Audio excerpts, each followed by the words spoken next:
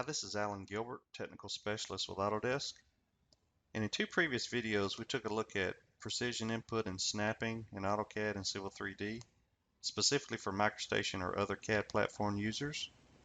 So in this third video, we're going to kind of put them together and talk about using the snaps to actually drive some precision input. So kind of think about, from the Microstation side, some of the things and offset options you may do with the origin and the offsetting options within it.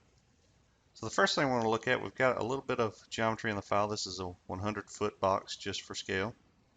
So the first thing I'd like to do is start a polyline somewhere here, and I want to offset the end point of this line a certain distance from this endpoint.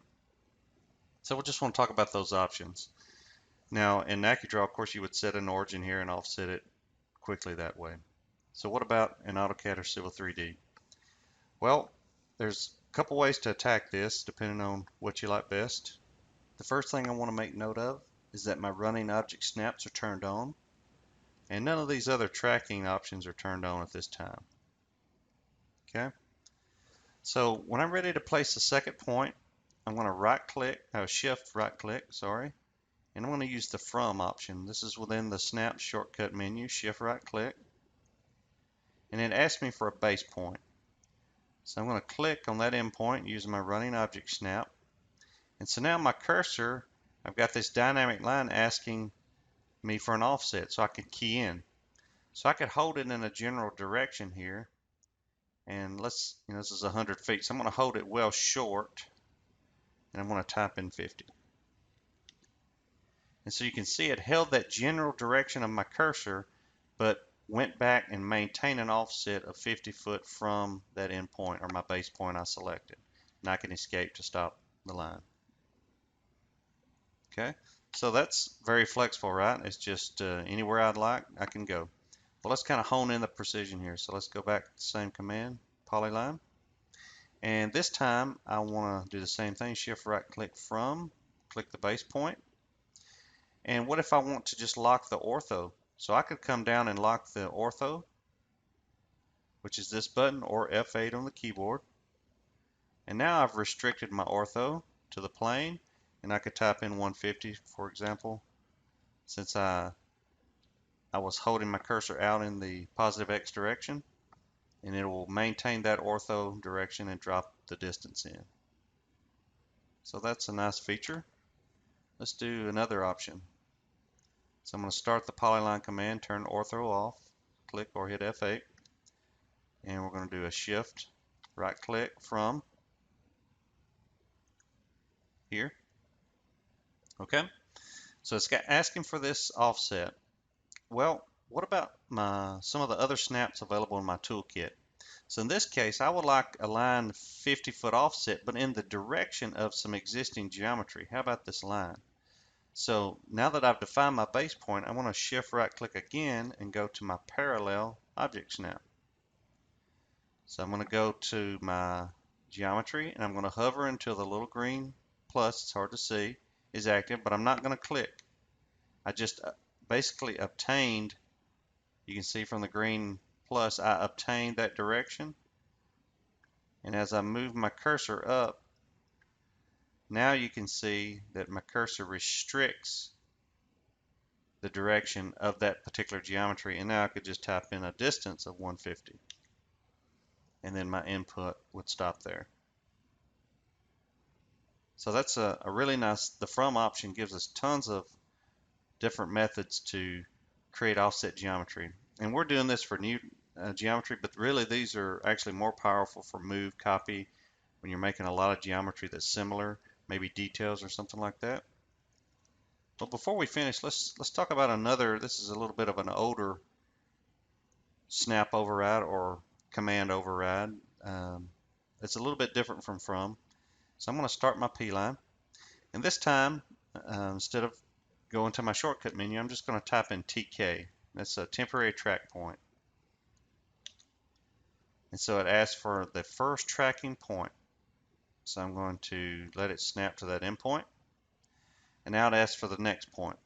So the nice thing about TK is it automatically turns your ortho on.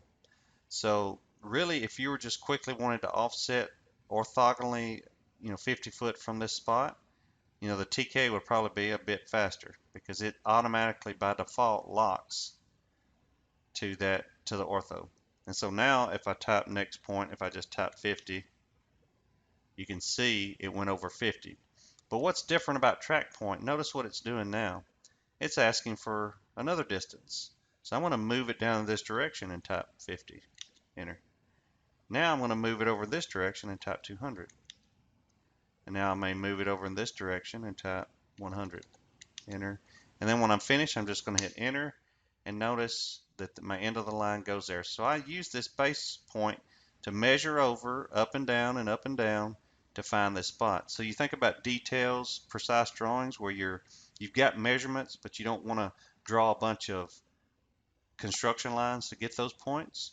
The tracking point lets you go out and find those locations orthogonally, X, Y. I can delta X, Y, move over to find those locations.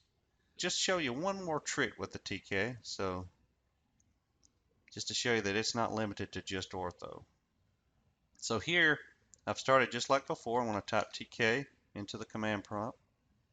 I'm going to pick my point, and now again it's looking for ortho tracking, delta distance.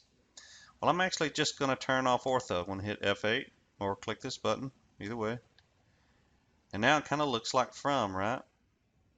But the difference is here, instead of the from was asking for an offset distance, where the P line is just asking for next point. It's still asking for where's the next point based on this offset.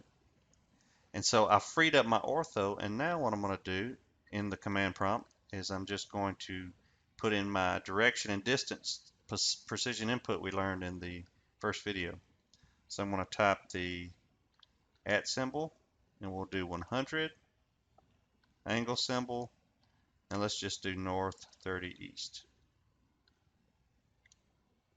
Enter.